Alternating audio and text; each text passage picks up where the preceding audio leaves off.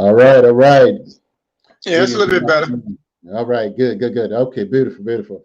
All right, Haki Me here, the Success Scholar. Thank you for tuning in, listening in. But Man, it's a beautiful day. Hope you all are wonderful.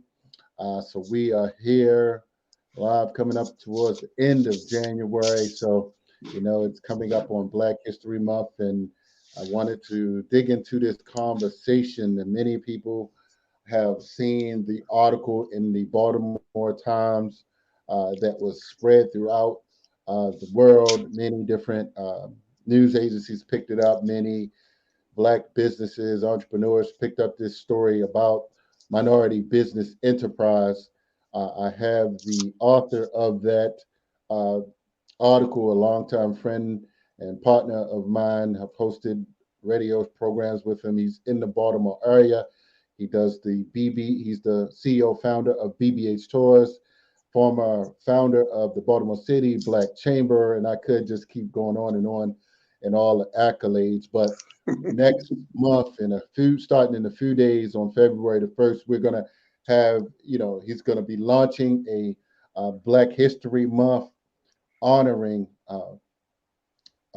Parren J. Mitchell, the Honorable and great Parren J. Mitchell. And so he has a plethora of experts that, many people know throughout the Maryland, DMV, and nationally as well to have this conversation. But I wanted to, just do a little intro into what these conversations, and you can see the names of the different people that are going to be a part of these series of discussions, and some of you can join as we do have these conversations as well about minority business enterprise. That's regarding getting contracts, but not just on a state level, but local, of course, and federal, for wherever we are, and Black people need to be a part of that and receive funding. So without further ado, Brother Lou Fields, greetings to you, brother. Welcome, man. Hope you're doing well. Looking sharp, looking like $1 million.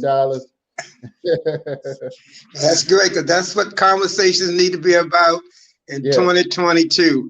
But thank you, brother, for having me on. And as you say, we can turn our attention this year to the battle for economic rights as we continue to fight for human rights, civil rights, and just as people of color throughout the disparity, throughout this world, we still got to stand up and agitate. And as Parren would say, after hearing the great leader Frederick Douglass out of Baltimore speak on agitate. Parren Mitchell, homeboy from Baltimore, becoming the first African American elected to from Maryland to Congress, he changed that word agitate from his good brother to litigate. And our conversation begins Tuesday as it relates to the Maryland minority business, women business, advanced business, veterans business enterprises, to take a hard look at the status of the current state of the procurements coming out of the Maryland state agencies. The latest report, FY 2020, showed that out of a mandated goal of 20% of all state contracts, 29%, the state agencies collectively, according to their own report, FY 2020, these agencies are only averaging 14% towards a 29% goal. And good old public school Baltimore education, Edwardson High School, says to me that 14% is barely half of the goal, which means minorities across our state and others who apply and receive Maryland contracts are losing 15% of the goal. What does that translate to hard dollars? $1 billion in lost revenue to Blacks and other minorities who are certified with the state of Maryland. So the idea on Tuesday, February 1st, every Tuesday thereafter, is to look at the current bills, MBE bills, going through the Maryland General Assembly this year, particularly in as much as some of our state secretaries, agency heads are running for governor. As we have a Secretary of Commerce, she's running for governor. We have the state comptroller, he's running for governor. And one could take a look at those two agencies and say, well, how did they do with MBE procurements during their time? As in the case of the Secretary of the Department of Commerce, she did 9% towards the 29% goal. The comptroller state agency, he did only 14%. So as we look at this being an election year, we decided every Tuesday we would do a recap of the past week at the Maryland General Assembly and give information about the current week as to which MBE bills are being heard, what committee are they in, who sponsored them, who co-sponsored them, who's for them, who's against them. So in short, we're going to kick our MBE report news and updates off on this coming Tuesday, February 1st. Side note, that's Langston Hughes' birthday. Side note, of course, that's the month that Carter G. Woodson, Dr. Woodson created for us. So it's be interesting this year to have a weekly recap of the MBE bills at the Maryland General Assembly and other bills of interest. Police reform bills are there, crime bills are there, COVID bills are there, housing, health, all kinds of bills, maybe up to 2,000 bills in the 90-day session will be introduced. Less than maybe 1/3 of them will pass, but they will have impact upon the citizens and the taxpayers of the state of Maryland. For those in the business community, high key, we want to make sure we can close the gap between the legislation at the Maryland General Assembly and those who are affected by it as African Americans and, of course, other minorities who may tune in as well. So come February 1st, we're going to honor the great Parren Mitchell, Congressman Parren Mitchell. But we have some leaders from the Maryland General Assembly, senators, delegates, people from the community, state agencies will all be speaking. And we're not going to have a toe-down fight about anything. We're just going to honor Parren and give the lay of the land for the next 90 days at the Maryland General Assembly. Right. Well, yeah, no, we appreciate that. And my understanding, and I work closely with attorney Tony Anthony Robbins, and he taught me what he learned from Parren Mitchell, and many people, a lot of people that's doing these MBE all over the country, they don't know and appreciate what he did, what he fought for on a federal level to enhance the, to create and start the MBE program, the 8A program on a federal level. So, I'm hoping that, between his daughter, Lisa Mitchell, and her last name, Sennar, or if you can pronounce her last name for me, as well as attorney Anthony Brown, Anthony Robinson, can share, that parts of it, because I think it's essential for Black people, not just in Maryland, to understand what the Mitchell family meant to Black progress nationally, right?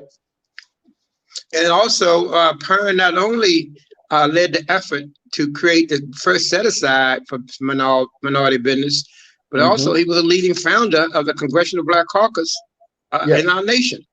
Right. And I mentioned he's the first African-American from the state of Maryland to be elected to Congress in 1970. But as you mentioned, he's a part of a Mitchell political dynasty that Maryland saw here in the 60s and the 70s and the 80s. And almost, as everybody would always say, you rarely can get through any year without having a Mitchell somewhere in politics. And even today, we may not have an elected official, but we know we have, as the governor's liaison to the Maryland General Assembly, Kiefer Mitchell. So the Mitchells have been here with us for a long time, and we don't let our opponents select our leaders. We select our leaders. And the Mitchell family is one family, similarly to the Conway family, that the entire family line dedicated their lives to fighting injustice and discrimination in the political arena. Now, when you do that, you become a target.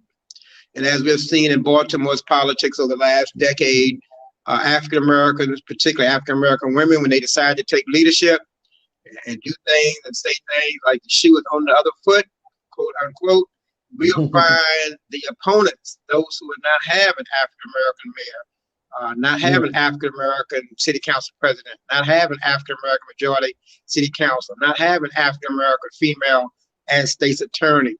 Well, to take leadership in those kind of positions, you open yourself up not just to the applause and roar of the crowd that you seek to advocate for, but you open yourself up to the glaring eye of the opponents who drop dimes and spread rumors and just try to make it like all the people of color who get higher elected positions are thieves and pirates and cowards and all of them are for sale. But we know better than that. We know right now we have the things I mentioned in Baltimore City government, but also in the Maryland General Assembly. No bill passes without the support of the 50-odd members of the Legislative Black Caucus of Maryland. We saw in 2018 over 100 women get elected to the Congressional Congress, and we know that the Congressional Black Caucus is as strong as ever. We see the leverage being held by Delegate Claiborne as it relates to President Biden having an opportunity to appoint someone to the Supreme Court.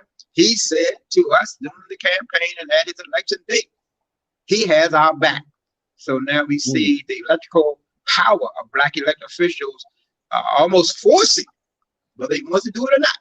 Biden has to support, has to appoint an African-American woman to the United States Supreme Court. Here we are, 2022, new history is about to be made. No Black woman has served on the United States Supreme Court, only 2 Black men. So here we go. This is what politics does, and some of our opponents would say politics does not help the average everyday person. Well, it not only helps, but it hurts. Public policy affects everybody's lives. When you get your water bill, your income tax, and you pay your property tax, and you pay all these sales tax, all that falls under public policy. And right now, the budgets are going through, the city budget, $4 billion going through, the state budget, $50 billion going through. And to the extent that the population, the citizens and taxpayers do not pay attention to these budgets, those budgets can be utilized against their own wishes.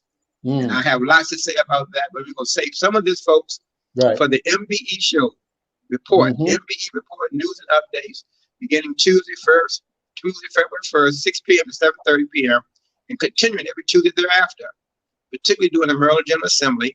We might keep it going all through the year, but we know we're going to do these 90 days. For those who want to tune in, the password can be found at bdxlive.biz. Again, that's www.bdxlive.biz. And you go on that website and hit BDX Live, and you can see the 3 different talk shows we are putting in place for 2022. Because as you know, Haki, as my co-host at Radio 1, we were there for 4 years, and after COVID hit March 2020, we sort of went to Zoom as everybody else has, but it took me almost a year and a half to get real familiar with it. So starting in February, we will continue and launch on February 1st, the MBE news updates, and on February 9th, we will launch Black Women-Owned Business Showcase and Marketplace, so we can help our sisters get some more exposure. And that's going to be for women, run by women. I will set it up and I will turn it over to 3 or 4 women who will serve as the co-hosts. That's going to be the Black Women-Owned Businesses Showcase and Marketplace. So tune in and stay tuned. But to get the passwords again, just go to bdxlive.biz. All right, beautiful. Well, so you can just call me up. You always can call me at 443-983-7974. I believe in answering my phone, unless I'm on a call or doing something, but I normally answer my phone. Right. No, definitely appreciate it. This is sounding good. And I just got, one quick question, and I appreciate everybody for listening in and tuning in. We have a stellar lineup, as you can see, the people that we're going to have on, from Senator Joe Carter to Senator Antonio Hayes to, we got a lineup, as you can see, Chairman Darryl Barnes and several others that are going to join us. Yeah, I can help out with that. Yes, and not everybody are elected officials, but I'm just pleased, about your courage, Lou Fields, to address this issue. Some people, they feel like not saying you, but individuals who ask these tough questions, who raise these issues, but you do your due diligence, and that's one thing I always say, like, regardless of how somebody may feel, let's look at the facts, the history, and the numbers. And if the facts, the history, and the numbers, if people got a challenge with that, we're willing to listen. But if you don't like somebody's opinion, that's a different story. So I'm just simply saying that we, I'm pleased that there's somebody independent enough to raise these concerns, and we may not be given the big titles or the big applause, but we partnered and we're doing some collective work to ensure that our voices are being heard. So whatever I need to do to help move this forward, that's what I wanted to do. So hopefully this message will get to individuals that need to hear it, because we're going to do our research and ask the right questions and listen to the right people to ensure that we in Maryland, we say we're the largest Black on the state level, Black caucus members. And so the question is, how equitable, how is that transferring into assets and equity? So that's what we have to move towards. And Haki, thank you very much for taking the time and sharing and letting your audience be aware of what we're happening. If I could take a couple of seconds, just tell our listening audience some of the bills that's already been introduced in the first 2 weeks. We have different bills coming in. For example, there's a bill, SB 222, Senate Bill 222, introduced by the chair of the president of the Senate, Baltimore senator from the 46th district, introduced a bill, and it's on the news every day. But formally, the bill is number SB 222. And you can see these bills just by going on the Maryland General Assembly and putting in the bill number. And you'll see the sponsor, co-sponsor, and a synopsis summary of the bill. Now, what is Senate Bill 222?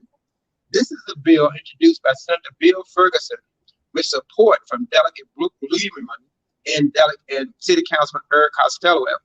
This bill would seek to force the businesses on the Baltimore block, adult entertainment businesses, or businesses with a liquor license down there, to close at 10 o'clock, which means that business community will be shut down permanently, basically, because their primary time of day to make their most money is from 10 p.m. to 2 a.m.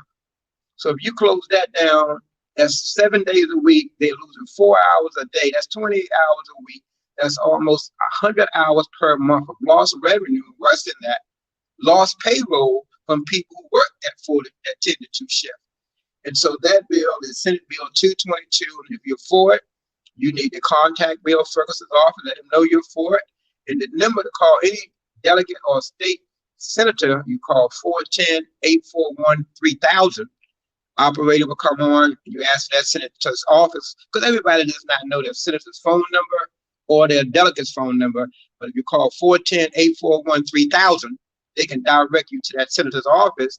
And if you support this kind of legislation, then you would call, let the senator's staff know, I support this bill. But if you oppose this bill, which most business people will be, because if they can close adult entertainment in that block today, they can close your business in your block tomorrow just by putting a bill in. So that's one of the bills we have to look at. Another bill that's very important is Senate Bill 0359. That's a bill dealing with the new Magley train, the super fast train from New York to DC to Baltimore. Big bill. Another bill is Senate Bill 310. And this is a bill to deal with small minority women-owned businesses. Another bill, Senate Bill 297. That's a bill to deal with the gaming, sports betting locations in the state of Maryland.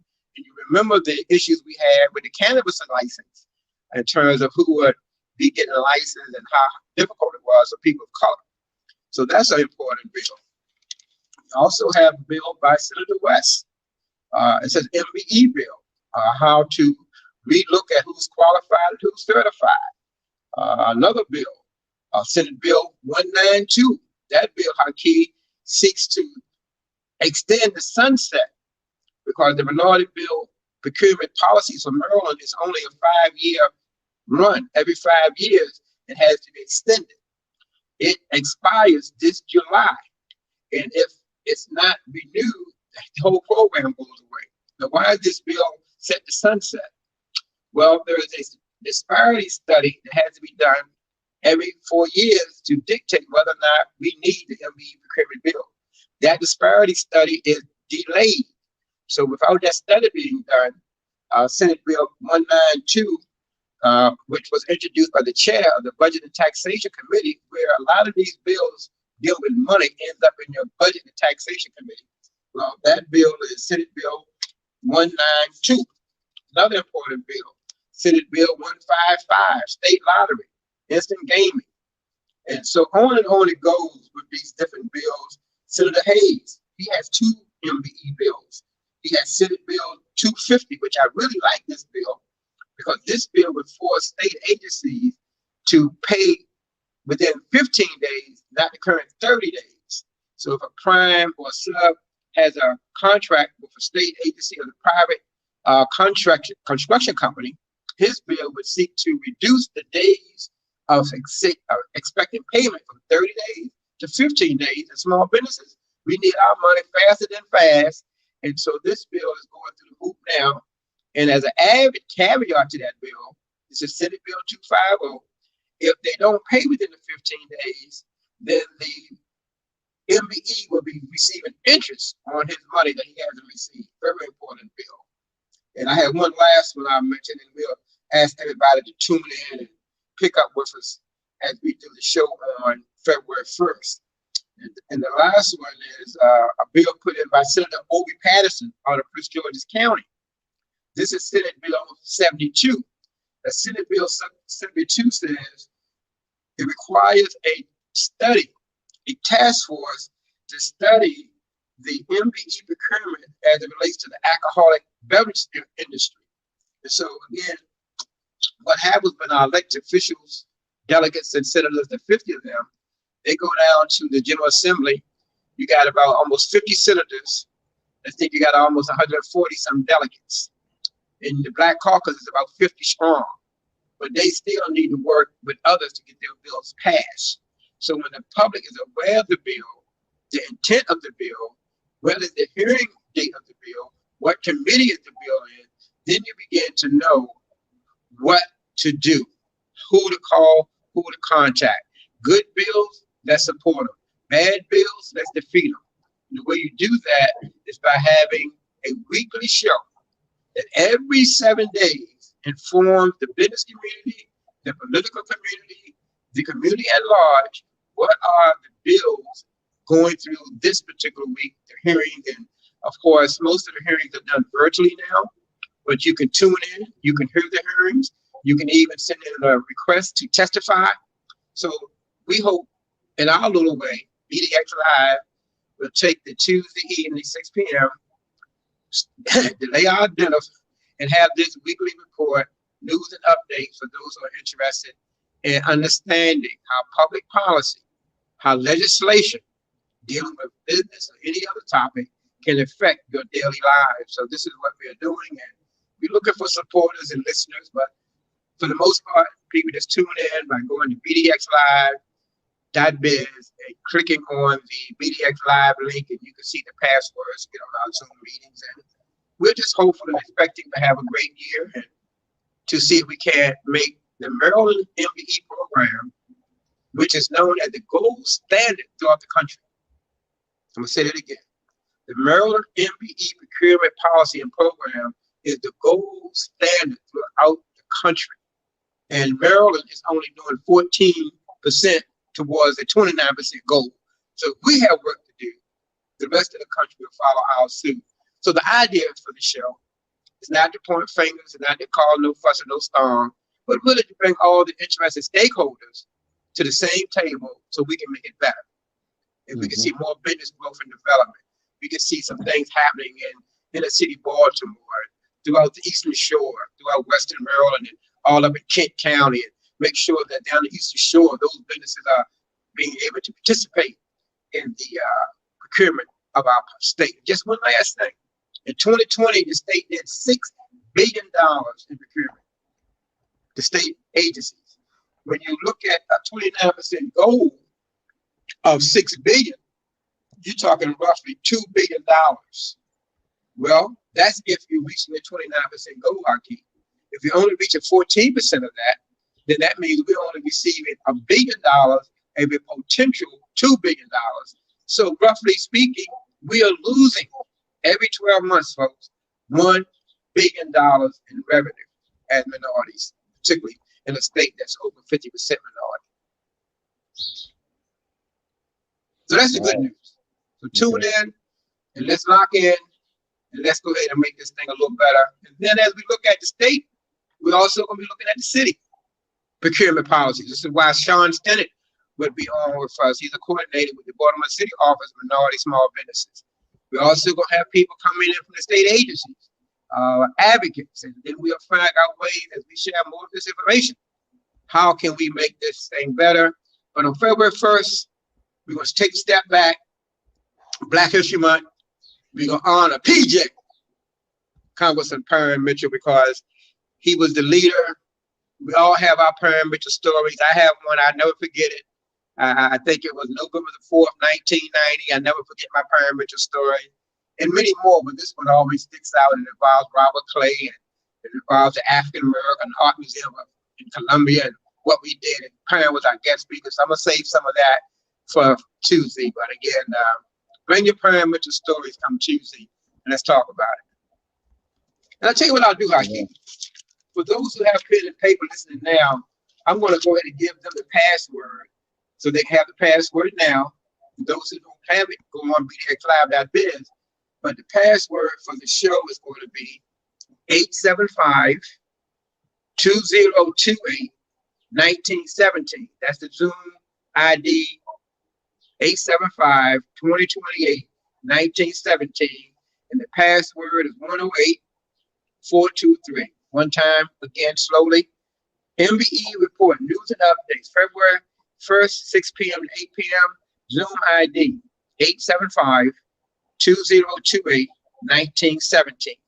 PIN or password 108423. Hope to see you there.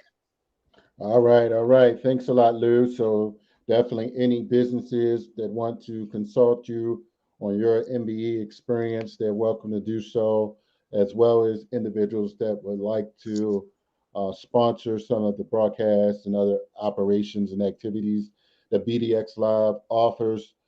Please, definitely, you should do that. Lou certainly has been serving not just in Baltimore, of course, but throughout the state of Maryland and all over the country for quite some years. And so definitely, if you want someone that has studied the facts and understands what's going on with MBE, he's worked with many of all of the great MBE experts throughout the years. And so any individuals that may not necessarily have their MBE, you should consult with him to work towards getting that. But definitely in the next this next month, be a sponsor for the month of February for the BDX Live broadcast so that we can advocate for your business and ensure that we connect you to the right individuals that have an understanding of this process. So I'm plugging for you, brother Lou, just to say what needs to be said so that you can do this valuable work. So thanks for posting. Hold on, let me repost your website, BDX Live. Yeah, I just put it in the chat room too. Yeah. So everybody can see it here. Wait a minute, done it. So Sister Monica wanted your number, and she posted. Hold on, let me go back up here. Something about a bill, HB 158, New Start Act, offering $50,000 to ex offenders starting who currently have a business. That's essential as well. And I appreciate that input, because if we don't connect what's going on to the returning citizen population, there could be a continued cycle of recidivism So we have to address that. And I know that Michelle Alexander was just at Loyola with Dr. K, and we definitely have to create this entrepreneurial wealth class. And so that what needs to happen. Proper education needs to happen. So let me just post that so people can see BDX Live this Friday. And thank you. Okay, he said thanks to Monica, but definitely, definitely. So, all right, my brother, I'll let you go ahead and so you can handle your business for the rest of the day. And Monica, she will give you a call as well. So we are out, everybody. Definitely, we appreciate you all for tuning in, for you all watching on the broadcast. Oh, one more thing. Go for it. Go for And it. one more thing, and just for the good of the record, tomorrow is Jackie Robinson's birthday. He's born January 31st, 1919. And on his burial site, on his headstone, it reads, one's life is not important except accepting the impact it has on the lives of others. This is the creed that Parren J. Mitchell stood by, Robert Clay, Ray Haysburg, Stephen Pace, all those guys who led the way and helped us get to where we are today. So we're going to do this show and this type of show dedicated to those members of our family who have made the transition, but who blazed the trail, Honor Jolivet and others who helped us get to where we are today. And again, Brother Aki, thank you for being a fearless pioneer and bringing things to people's attention. Because if not for you and others like you, this void, this information gap would not be shared. And I want to thank Monica Cooper for just sharing what she just shared as well. I'm going to speak to House Bill 158 on Tuesday. All right, beautiful, beautiful. Sounds good. Thank you, Sister Monica, and thank you, Brother Lou. Now let's go ahead and enjoy the rest of your day, my brother. We shall be in touch. Thank you, sir. All right, peace and blessings, everybody. All right, we are out.